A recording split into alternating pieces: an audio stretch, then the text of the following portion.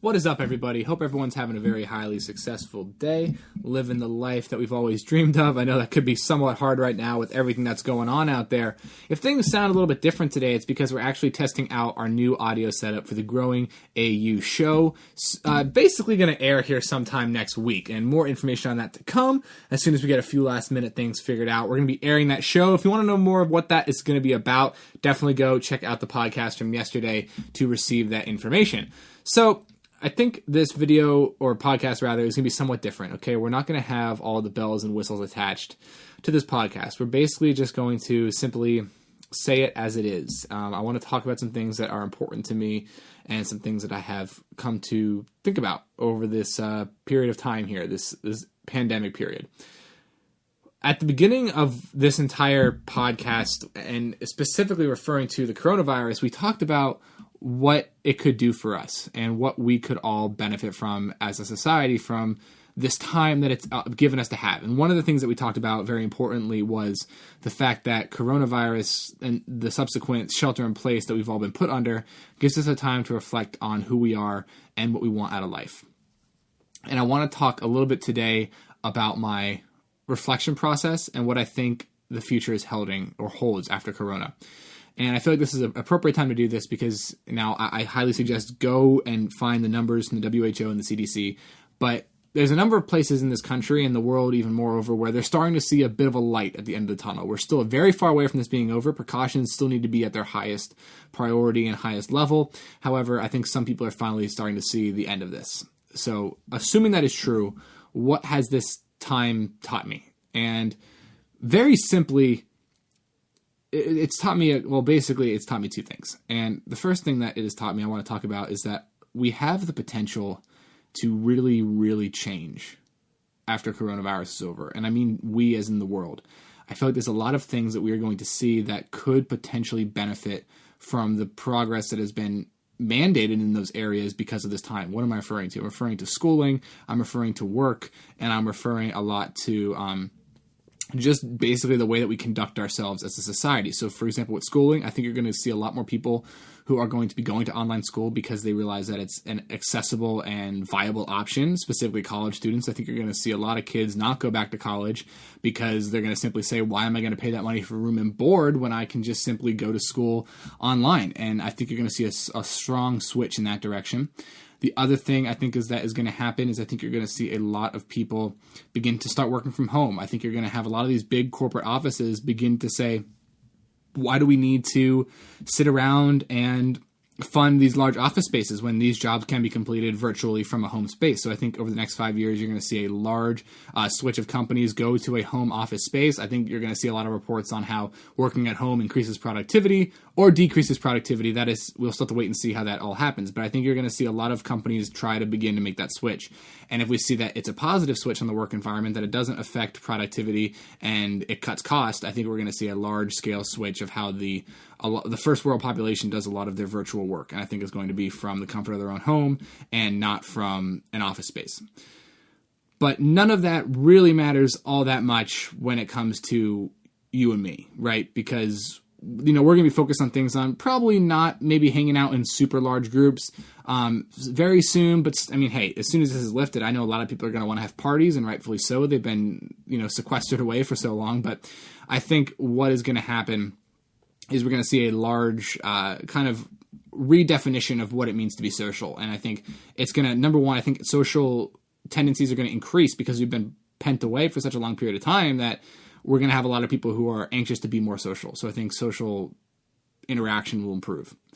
I do think, like as I said, that the size of social interaction will take some time to get back to its previous levels. But regardless, what does that mean for us? What have I personally learned from the coronavirus? What has this time given me the ability to think about? And let me just say really quickly how fortunate I feel to have had this time to think about what is going on, because I understand there's a lot of people who are dealing with significant and serious hardship in these times, and that those individuals, they may not have had the time to think and reflect. So first of all, allow me to express my deepest gratitude. Having had that time, though, the one thing that I am significantly thinking about and wanting to address here is the fact that I think what this has given me time to do is think about what it means to be an individual. I don't think we have a large amount of individuality anymore in the world. And I think there's a number of reasons for that, which can be the topic of another podcast. But what I do think is the fact that this time has given me a bit of space to address who it is I want to be as a person. And I think a lot of people have had that time to really think about, well, what does this time mean for me? I think a problem that a lot of people have, I know I have it, and I would imagine that a lot of people have it, is that we spend a good chunk of our time trying to figure out who we are and trying to figure out what it is we want to be and who we want to be in this lifetime. And I think that's pretty understandable, considering that, I mean, you know, we see so many examples in modern day of what the, you know, real man is or what a real woman is, and I think it goes both ways, and the toxicity goes both ways, and also the benefits, because I think there is benefits to having these you know, high essence, almost fantasy-like things to shoot for, because if we shoot for perfect, at least if we land close, we've improved, right? So I think it is good to have that, but I think it also prevents people from really thinking about, okay, this is what society has deemed as perfect, but what am I? Because how am I going to be perfect for me? And I think the reason that we see a lot of people maybe not interact well socially is because if you have a large group of people who are mirroring other individuals, either consciously or unconsciously, and then you put a whole bunch of mirroring individuals in large groups or even in small groups together, it's going to lead to conflict. Because if everybody is trying to mirror each other and no one's really sure on kind of what the center is, what's the core, what's the mountain, right? What's the stability? If that doesn't exist in the group of people in which you are entertaining or which you are part of, it's going to lead to problems. And the reason for that is because I feel like we are decreasing in our sense of individuality. So how does that at all affected by this time? Well, we've had a lot of time to be separated. We've had a lot of time to just be with ourselves and to maybe, hopefully in that time period, receive some sort of clarification in our own heads of who we are and what it means to be us. Because, I mean, I think both of those things are highly, highly important. So going forward with that, okay, we're going to be eventually being thrusted, hopefully slowly, but it's going to be dependent on the person, thrusted back into the workspace, thrusted back into the social environment. So how do we adapt to that, and how do we maintain the growth that we have kind of experienced, or even just some of the realizations we've come to have over this period of time? I think it requires a promise on all of our parts. And that promise is, you know, coronavirus has proven that we never ever know what's going to happen. That our 5-year plans, our 10-year plans, our 6-month plans are all super important. I think it's important to have those. We've talked about the value of those before. We will talk about the value of those again. But we never know for sure that it's going to work out, because the unforeseen is always possible. Murphy's Law exists. So understanding those principles, understanding that nothing is for certain except the right now. And we hear about that. We hear about, oh, just be in the now. Just be here. But what does that really mean, right? Because that's a lot easy. It's easy to pay lip service to being a minimalist. It's easy to pay lip service to being an essentialist. It's easy to pay lip service to personal development. But it's another thing to understand that at the core of your being and live it. And I'm not claiming to possess those things at the core of my being. I am a very imperfect person. There's a lot of things that I need to work on. But that's part of the reason for me bringing this podcast, is to document that growth and to hopefully begin the dialogue of growth on this community. So it's one thing to pay lip service to all this stuff, but it's another thing to actually live it. And so when people say live in the moment, it's kind of hard to always understand what that means.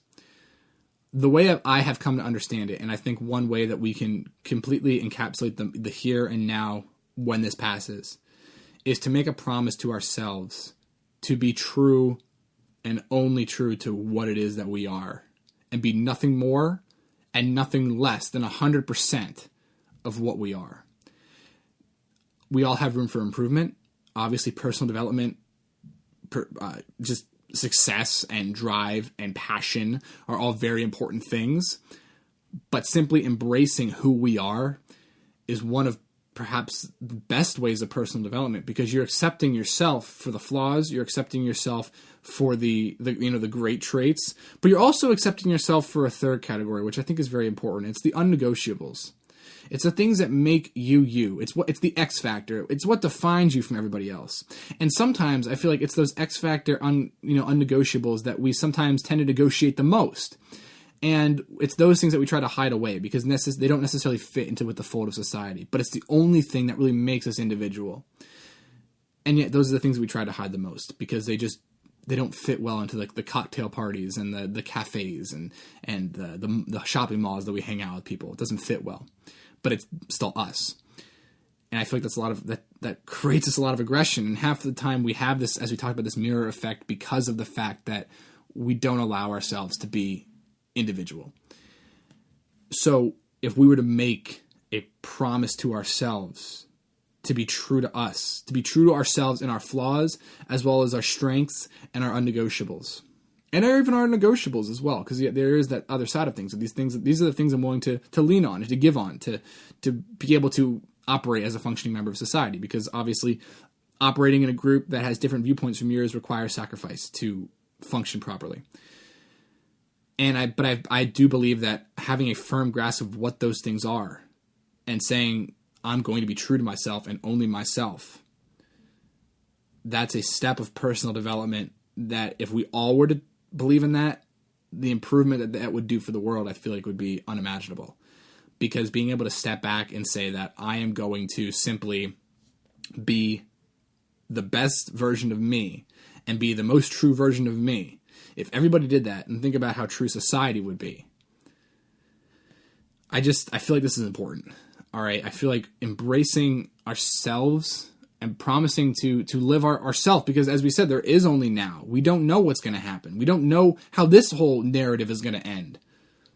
All we have is the fact that you're listening to this podcast right now. Whatever happened earlier today, whatever is going to happen after you listen to this podcast, it doesn't matter. Because right now you're right here. You're listening to this. You're sitting on your couch, or you're laying in bed, you're driving in a car. It doesn't matter. You're here. I want to take a second. Take a second and breathe. All right, if you're listening to me right now, if you're embracing this part of the podcast, take a second and just take a deep breath. No one around you right now is yelling. No one around you is bothering. That issue you had earlier in the day is gone. The people that caused you to feel uncomfortable, they're not here. All right, the people that made you super happy that aren't around right now, well, they're not here either. But it doesn't mean that we still can't feel happy in the moment by something else. But we only get to a point where we can begin to master these emotions and master these feelings and master ourselves, and by henceforth improving ourselves, improving the world around us. Because how are we going to improve the world around us if we aren't self-aware enough to realize that we have flaws? I'm not going to say that we have to be the perfect version of ourselves to improve others. I feel like that's a futile and objective, because I don't think we'll ever be truly perfect. There's always something to improve upon. But if we're not self-aware enough to realize that we have weakness that we are working on, then or not self-aware enough to realize that we are an individual person, how are we going to ever help other people? So to sit back and to realize that you are you, and that is fantastic. There's nothing wrong with that. The only thing that's wrong with being you is if you're not embracing yourself for who you are. And that is what would be my goal and my challenge to everybody listening to this podcast. I don't care how many people listen to it. The people that are listening to it, that's my challenge to you. Is to be unapologetically you. I appreciate everyone listening today, guys. I hope this added some value to your life. I hope it made your world a little bit of a better place today. With that, we'll catch you tomorrow on day 30, or day 29, or 28, whatever it is. Doesn't even matter. We're going to catch you tomorrow, because all that matters is right now. And I hope right now this added a little bit more value right now, today. Thanks for listening, guys. Have a good one.